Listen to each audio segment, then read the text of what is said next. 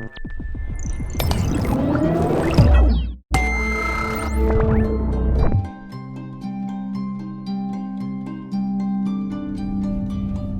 would you like to do? You can, for example, enter a destination, call somebody, or select a radio station. What would you like to do? That's going to be annoying. Your destination is located in an area with restricted access. Yeah, we don't need to know that anymore. Ah, I said Mercedes. What do you want to do? Mute. There we go. I can't say the M word. Mute. What would you like to do? Mute. We've got to find out how we shut her up.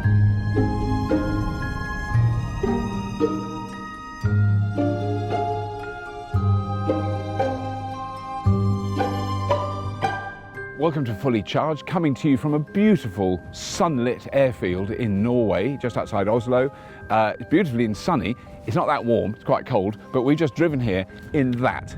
This is the Mercedes EQC 100% electric car. As you can tell, it's a large SUV. It's very, very luxuriously appointed. The materials they've used are beautiful and gorgeous and carefully chosen.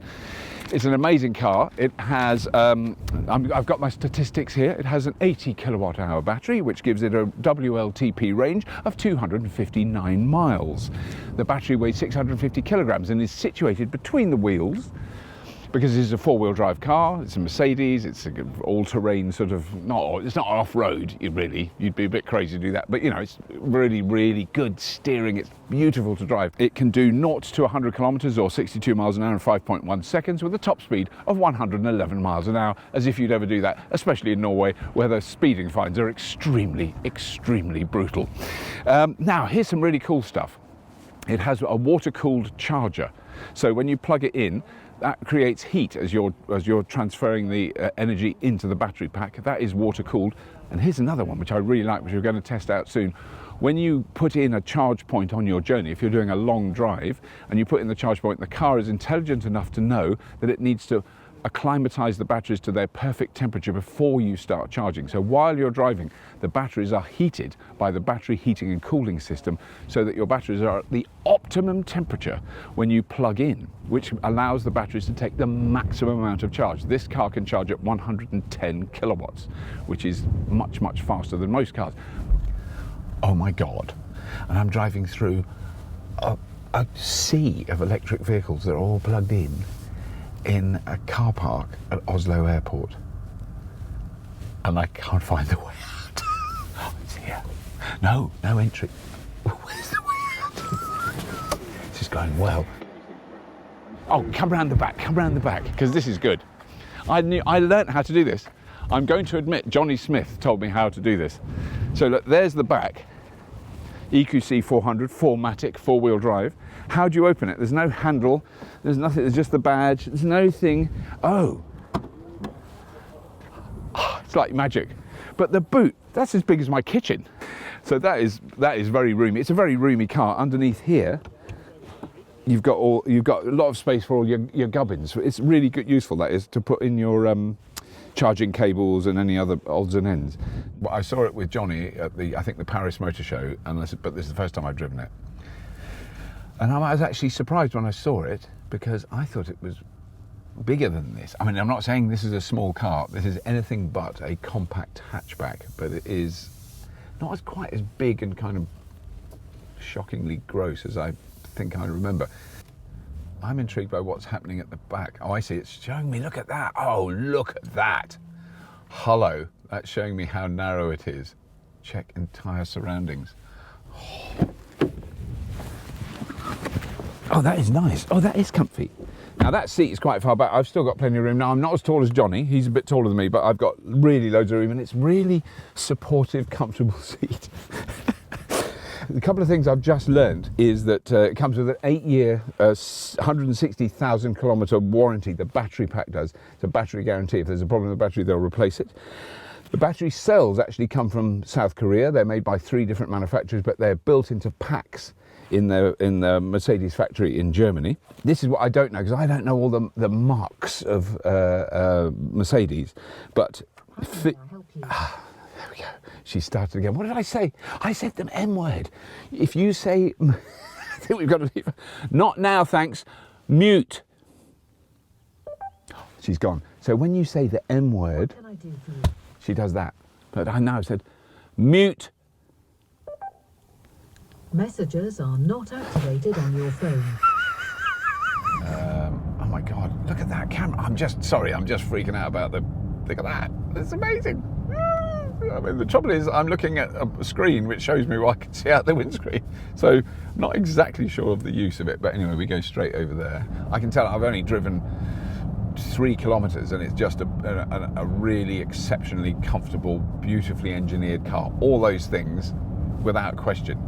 So yeah, I mean, the likes of normal people are never going to get to drive one of these, but likes of normal people never get to drive a petrol or diesel SUV thing like this. I mean, it is a huge privilege. I feel really honoured to be allowed to drive this amazing machine. It is an enormous, and I tell you, all the time I'm driving, and I'm not fully concentrating on it at the moment because I'm talking, but there's an enormous amount of technology going on. I went near the white line at the edge of the road and it goes, it just shakes the steering wheel very subtly, but it is an absolute delight to drive it, you know. So that is what you're paying for now with this car from £64,000 is a mind-boggling amount of technology. I mean, in a sense, you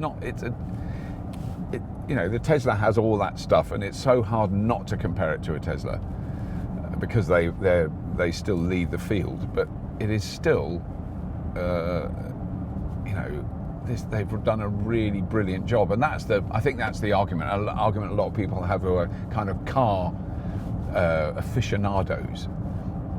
You know, even to me, and I'm a rank amateur car aficionado, I can tell this is incredibly well built. It is a better finish and a better build car than a Tesla. I'm not going to argue that. What I expect is the case is a similar sized Tesla will go further on a kilowatt hour of electricity than this car. I don't know that, I'm guessing that, because that's what Tesla have got down. Their software battery management systems are still way ahead of the field. Tell you what, the other thing I noticed, and I've just had that guaranteed, this is the quietest electric car I've ever driven. The sound insulation here is amazingly good. So even when you really accelerate hard, you cannot hear the motors, because every electric car I've driven, you know, they're quiet anyway, we know that, but when you accelerate hard, you can hear the of the electric motor spinning up. Not in this car, nothing. You just rocket forward. It's very interesting. So the thing is, okay, so there's a M-word GLC, I think that's it doesn't sound right, but anyway, a large M-word SUV. This is making it much harder because I can't say the M word. And only 15% of this car is the same. So there's some elements of the steering and the suspension, the air suspension in the rear, the steel springs in the front, and some elements of the interior, the central dash there, is the same as that car. But everything else is made specifically for this car. So this car has been built effectively as an electric car from the ground up, because that was all I was trying to find. Is this a conversion of an existing petrol car? No.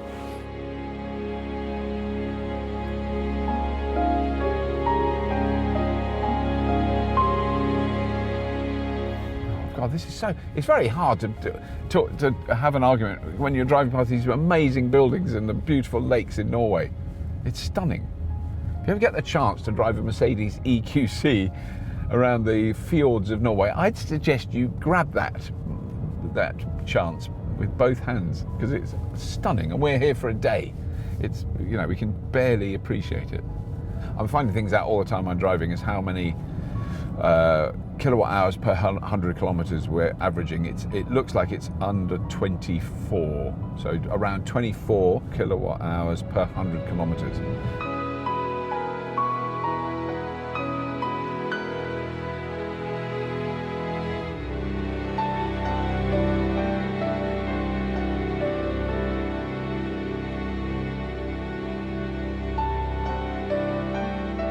Right, okay, so right, I'm parked.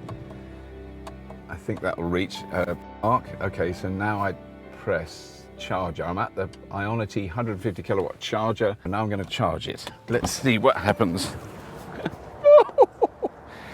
I think this is really clever. Why can't I open the... Why? It was all so straightforward. Ah! Now look at this. I love this. This is very simple. So if you want your Type 2, press that one. If you want your CCS, press that one. And then you just plug it in. We just plug in the CCS. Oh, something's happening. Oh, it's going. I'm so happy about this because so this is the first time I've ever charged an electric car with no cards, no app. It's the car that communicates with the charger. You're still paying for the electricity. This actually costs €8 a session, but it doesn't charge by the kilowatt hour yet, but they're going to adjust that. These have only just been installed. But that is now charging. I'm going to go and check inside to see what speed it's charging, but it's charging up to 110 kilowatts. That's what it can put in. I think the chargers can do more than that. I think they can do 150, but this car takes 110. So I'm going to have a look. So this is a little honesty update. When I came round here and I couldn't open the charger door, it was because I hadn't turned the car off, okay? Okay, the car was still on, okay? Anyone can make that mistake. I made it, all right? Apology of the episode number 400.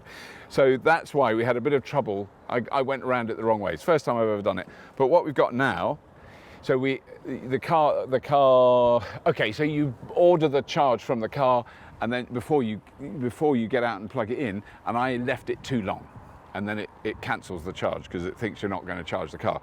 So then we used the phone app, which actually, to be honest, was very, very simple to connect to that charger. It's the same process. So you choose the number of the charger. This is how FastNed works. All those things work. And so it's now charging it at 74 kilowatts. So not 100, because it's not empty. This is why when you do a test drive of an electric car, you actually need it for a week. So you can run it right down and then charge it and then see how fast it really does charge when it's low. So it was over 50% when we plugged it in. It's now at 57% very quickly. And we've got something like 120 kilometers more range than we need. So this is really just for exhibitor purposes. And we're quite tired because it's very hard doing this. We both got up at 4 o'clock this morning, okay? I'm just not making excuses. I didn't stop the car before I tried to open the door. But what's great is that these chargers are brand new. They'll charge up to 150 kilowatts. And obviously, if you're on a long drive, you've got a low battery, plug it in here, it'll charge it very quickly.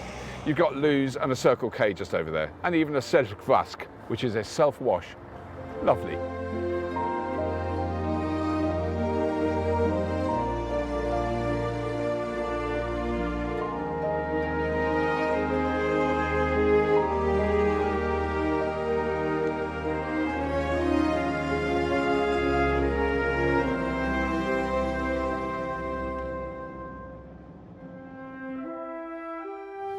So there's a few more things I've learnt about this car since I've been driving it. One, I mean, I love driving it. It's just a joy. Even in complex traffic in Oslo, when I'm really stressed out and I keep getting lost and I keep saying the M word, it's just a really good car to drive it, all that stuff, which you would expect. That's what the world's oldest, most well-established, most well-developed car company should be able to do. So that's good. They haven't failed. It's a brilliant electric car. There's some disputing about whether they should have started really from a fresh sheet of paper. They're using a lot of components and systems that they already use in their internal combustion cars, although they say it's only 15% of this car is in other Mercedes models. I'm not going to even attempt to describe the aesthetics or the build quality, other than to say the build quality is exceptional. It's very highly finessed from an engineering point of view. So when you're driving slowly and gently in a town and you're just stopping and starting, it's got two motors, a slightly smaller and more efficient, energy efficient motor at the front, and that's all you're using. So when you're just driving, you're pulling up behind a truck in the traffic and then you move off a bit, it's front wheel drive. The powerful motor is in the rear. When you put your foot down, you use both motors, and that's what gives you the power. So that increases its energy efficiency, and I think it is probably a very energy efficient car for its size. And there's no way someone like me can judge that by driving a couple of 300 kilometers in a day and a bit. It looks like the way that the kilometers drop when I'm driving, that it's energy sipping. So unlike the I-Pace, the Jaguar I-Pace, and from what Johnny said about the Audi e-tron, which have both just chunder their way through electrons, I think this one's probably a lot better, a lot more energy efficient, which is impressive. So that's really good. There's 5 different levels of regen and, or as they call it, recuperation. There's all sorts of different settings, and again, it's one of those things where you've got to drive it for a week to get used to it, because that is definitely a thing that Tesla have in spades and no other car manufacturer has, is the ease of understanding the human-machine interface. I drove the Tesla Model 3 for an hour and I knew how to do 90% of the things that the car can do. This, you would need a very patient German engineer to take you through the multiple levels of, because there's so much stuff, there's so much technology in this car, there's so much driver assistance, there's so many variable screens that tell you different things, that, you know, it just goes on and on. But there are some, effectively, I can't remember what they call it, but there is effectively a sort of autopilot setting, a driver assist setting, which is very good. You have to steer and all that stuff, but it sets you, it gives you maximum regeneration when you're slowing down, and it gives you maximum energy economy. And that we were using yesterday, and I could tell that was a really good system. So you don't have to do anything with the pedals, but we went down a really long hill, and it added like 14 kilometers to the range of the car. I mean, it was very impressive. And yes, so that effectively also gives you one pedal driving. You can set the regen so firmly that as you take your foot off, it's the same as putting the brakes on, and you can control that. So one pedal driving, you know, most new electric cars will do that, but they've certainly got it beautifully finessed. There's no jerkiness, there's no sort of jolting it. So the M-Word company have spent $10 billion developing this car. And they've spent $1 billion doing some other, I think, testing and finessing it, and they've spent $20 billion securing battery supplies. So they're clearly serious about this. Is not a compliance vehicle.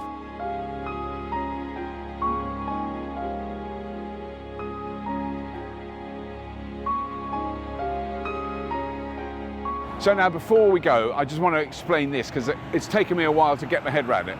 There's this thing that you get with the car. You open an account with Mercedes. It's called Mercedes Me Charge. You literally drive up to a charger. You can see it on the sat nav. You scroll, or on the control screen, you scroll up, you choose which one it is, press start charging, you plug the car and it charges. You have an account with Mercedes, that's how you pay it. You don't need any other apps. You can use any charger, any publicly accessible charger. They have an account with the company that runs that charger. They sort it out. That's what I've always said. I've always wanted the car to sort out the charging, not us, the poor mug drivers. This is a brilliant step forward. I mean, it's on a par with Tesla's supercharging network, because that's the beauty of that. That's why people buy Teslas, is because you go up to a charger, you plug it in, and it starts charging. You don't have to join a club, have a subscription, have a special card, have a special app. All that stuff drives you balmy. What you want is that. You want to be able to drive up, plug it in, and it charges, and minimize the hassle. And Mercedes appear to have done that. They say that you can use any publicly available charger anywhere in Europe, including the United Kingdom, which is an island off the coast of Europe, for those who don't fully understand the geography of the area. So I'm really impressed with this car. I'd really like to thank Mercedes for letting us have a drive in it. I was slightly skeptical when I arrived. I've become a bit of a fanboy. It is a beautiful car to drive. It's beautifully made. I've got the regen down now. I can do all that. It's really, really good. The high Mercedes thing is slightly annoying, because every time you say any word that sounds mildly like Mercedes, she goes, "Hi, how can I help you?" Shut up! Anyway, that's just me. I have issues. Anyway, that's all we've got time for. Please do subscribe to Fully Charged. Please have a look at the Patreon link. Please check out Fully Charged Live, which will already have happened by the time you see this, so there's no point in me talking about it. And as always, if you have been, thank you for watching.